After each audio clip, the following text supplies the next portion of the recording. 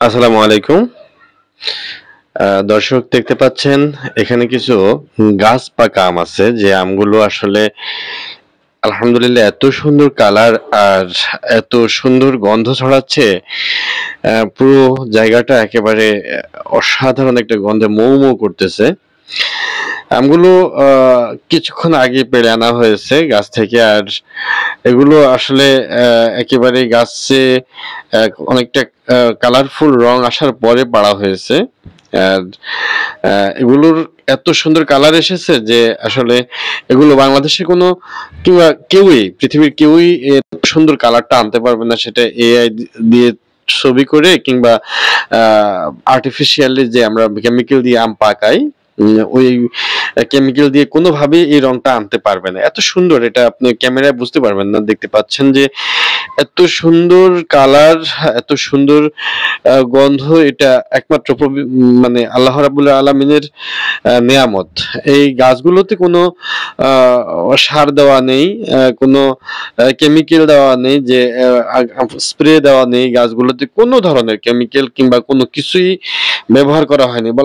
বলতে পারেন যে একেবারে গ্রামে যে আমরা গাছ লাগিয়ে রাখি, গাছ লাগানোর পরে আল্লাহর বিশেষ নিয়ামত কিংবা অপূর্ব নিয়ামতের কারণে যে গাছ বড় হয়, সেখানে ফল ধরে, সে ফল আমরা খাই, ঠিক এই আমগুলো ওই রকম, মানে নির্ভেজাল গাছ লাগানো হয়েছে, সেখানে আম ধরেছে, আম ধরার পর এখন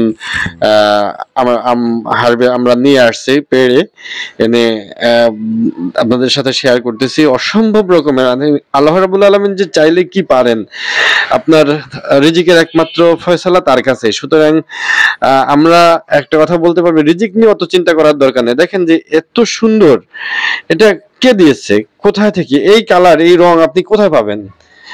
কত টাকা দিয়ে এগুলো তৈরি করতে পারবেন? কোনোভাবেই সম্ভব না। এই বিশ্ব ব্রহ্মাণ্ডের মালিক ছাড়া এগুলো আসলে কেউ দিতে পারে না, এগুলো হওয়া সম্ভব না।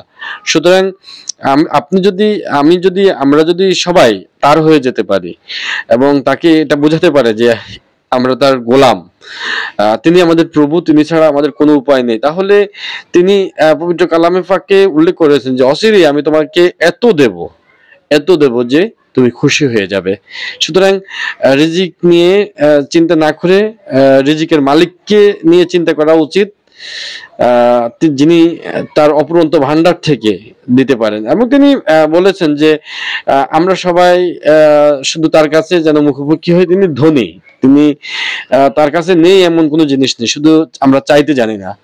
আলহামদুলিল্লাহ, আমি বিমোহিত যে এত সুন্দর কালার আর এত সুন্দর সুগন্ধ, এত সুন্দর আমের গন্ধ, যেটা আপনি গাছ থেকে পেড়ে আনার পরে এখন যেখানে রাখা হয়েছে, যে আমের যে কষ, আমি দেখেন যেটা কষটা পড়তেছে, এই কষ নিয়ে আসার পর জাস্ট এই আমগুলো কিন্তু শুধু কেবল মানে পাড়ার কিছুক্ষণ পরে বস্তায় ভরা হয়েছে, সেখান থেকে এনে এই যে এখানে আপনাদেরকে দেখানো হচ্ছে যে আমের যে কষ, সেই গন্ধটাও অসাধারণ আলহামদুলিল্লাহ। মানে সবকিছু মিলিয়ে আসলে খাওয়ার পরেই তো শেষ হয়ে যায়, এটা আসলে খাওয়া নয়, আর খাওয়াটা মুখ্য বিষয় না। মুখ্য বিষয়টা হচ্ছে যে এটা দেখতে এবং আপনার মনের যে একটা স্যাটিসফ্যাকশন জোন, যে হ্যাঁ এটা নির্ভেজাল, এখানে কোনো ভেজাল নেই, এবং এটা আল্লাহর অশেষ নিয়ামত, আল্লাহর রহমত, এতটুকুই। সেই রহমতের যে মানে এটা বেহেশতের একটা খুশবু এখানে ছড়াচ্ছে। আলহামদুলিল্লাহ, আল্লাহর কাছে লাখো কোটি শুকরিয়া আল্লাহর দরবারে। মাশাআল্লাহ, তাবারাকাল্লাহু লানা ফি ওয়া লাকুম। আল্লাহ রাব্বুল আলামিনের কাছ থেকে সবকিছু আমাদের জন্য যেন অপরন্ত ভাবে আসে, আমরা সেটাই চাইবো আল্লাহ রাব্বুল আলামিনের কাছে। আপনারা সবাই মাশাআল্লাহ বলবেন এবং আল্লাহর কাছে বেশি বেশি দোয়া করবেন যেন এর পরের বছর আরো অনেক বেশি ধরে। তো যাই হোক, আলহামদুলিল্লাহ, আল্লাহর আলিশান দরবারে শুকরিয়া আদায় করা ছাড়া আসলে আর তেমন ভাষা জানা নেই এটা এক্সপ্লেইন করার মতো।